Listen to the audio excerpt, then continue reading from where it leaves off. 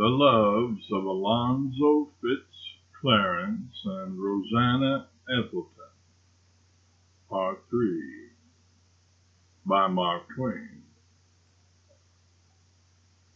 2 weeks later, every few hours during the same 3 or 4 days, a very prim and devout-looking Episcopal clergyman with a cast in his eye had visited Alonzo. According to his card, he was the Reverend Melton Hargrave of Cincinnati. He said he had retired from the ministry on account of his health. If he had said on account of ill health, he would probably have erred, to judge by his wholesome looks and firm build. He was the inventor of an improvement in telephones and hoped to make his bread by selling the privilege of using it.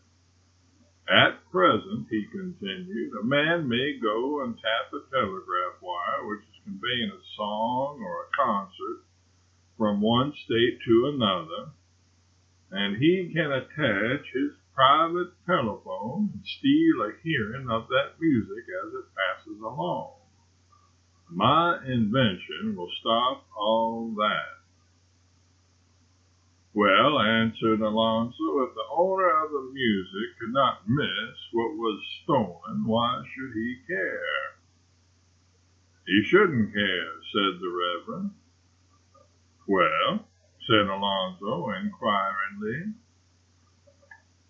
Suppose, replied the Reverend, suppose that instead of music that was passing along and being stolen, the burden of the wire was loving endearments of the most private and sacred nature.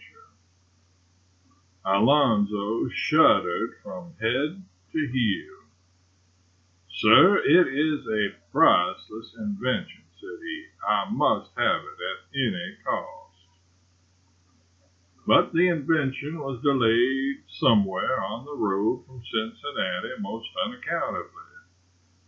The impatient Alonzo could hardly wait. The thought of Rosannah's sweet words being shared with him by some ribald thief was galling to him. The Reverend came frequently and lamented the delay and told of measures he had taken to hurry things up.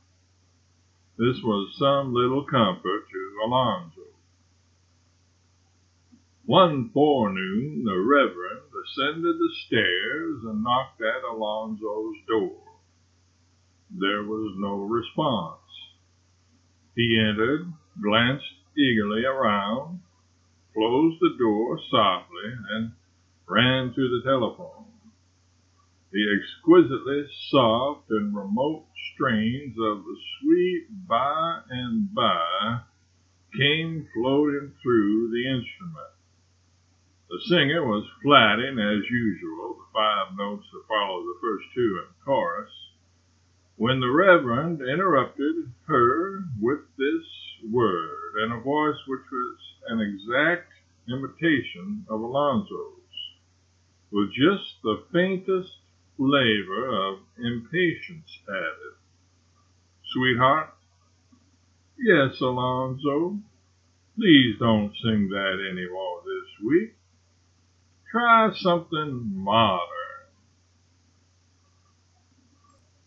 The agile step that goes with a happy heart was heard on the stairs, and the Reverend, smiling diabolically, sought sudden refuge behind the heavy folds of the velvet window curtains. Alonzo entered and flew to the telephone. Said he, Rosannah, dear, shall we sing something together? Something modern, asked she with sarcastic bitterness. Yes, if you prefer. Sing it yourself if you like. This snappishness amazed and wounded the young man. He said, Rosannah, that was not like you. I suppose it becomes me as much as your very polite speech became you, Mr. Fitz Clarence. Mr. Fitz Clarence, Rosannah, there was nothing impolite about my speech. Oh, indeed, of course, then I misunderstood you, and I most humbly beg your pardon. Ha, ha. No doubt you said, don't sing it any more today. Sing what any more today? The song you mentioned, of course. How very obtuse we are all of a sudden. I never mentioned any song. Oh, you didn't? No, I didn't. I'm compelled to remark that you did. And I am obliged to reiterate that I didn't. A second rudeness, that is sufficient, sir. I will never forgive you. All is over between us. Then came a muffled sound of crying. Alonzo hastened to say, "Oh, Rosannah, unsay those words. There is some dreadful mystery here, some hideous mistake. I am utterly earnest and sincere when I say I never said anything about any song. I would not hurt you for the whole world. Rosannah, dear, speak to me, won't you?"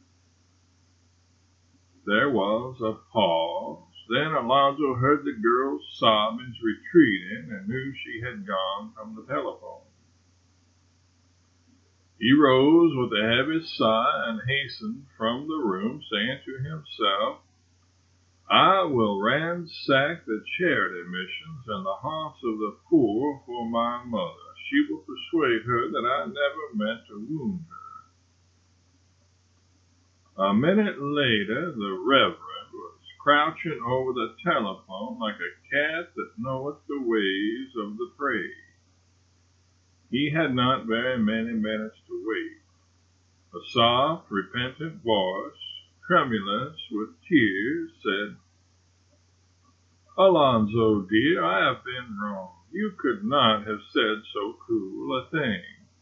It must have been someone who imitated your voice in malice or in jest." The Reverend coldly answered in Alonzo's tones, "You have said all was over between us, so let it be. I spurn your proffered repentance and despise it." Then he departed, radiant with fiendish triumph, to return no more with his imaginary telephonic invention forever. 4 hours afterward, Alonzo arrived with his mother from her favorite haunts of poverty and vice. They summoned the San Francisco household, but there was no reply.